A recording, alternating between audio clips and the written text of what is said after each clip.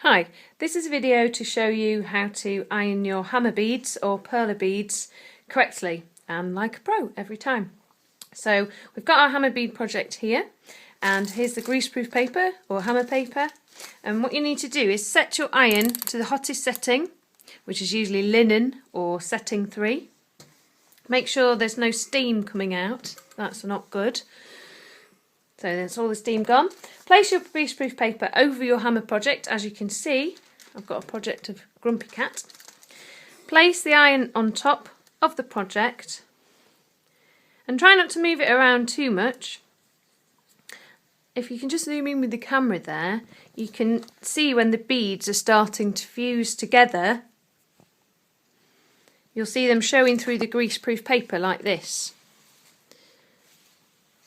So you can see that they're starting to show through the paper. Now I always apply just a little bit of pressure. They do say not to, but I do. Don't apply too much pressure or you'll warp the beads. So I'm gently moving the iron over. As you can see, I've been doing it for about 20 seconds now. Every now and again I lift it off to check how the beads are fusing.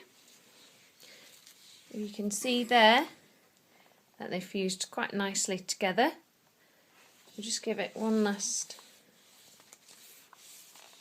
just to make sure all the corners and edges have fused. If you do it too much, so you'll see here it's done a little bit too much, then you do run the risk of actually melting your pegboard.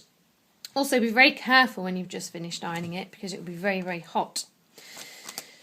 Now what I like to do is, don't peel the paper off just yet, turn your project over and then put something heavy on it, like a book. I'll just go and get a book. So a hardback book, put it on top of your project, and that's it.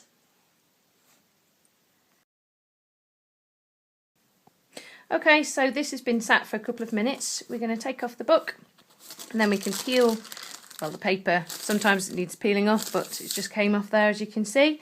And then gently pull away your project from the pegboard.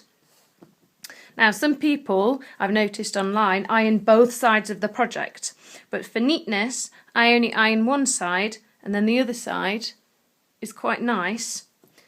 And because I'm going to use this as a coaster, I think it's much better to be able to see the design, whereas if both sides were ironed they would both look like this.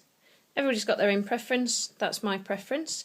So this Grumpy Cat coaster has been taken off the pegboard, and now I'm just going to put the book back on top, just for maybe another 5 to 10 minutes, and then after that your project should be perfect.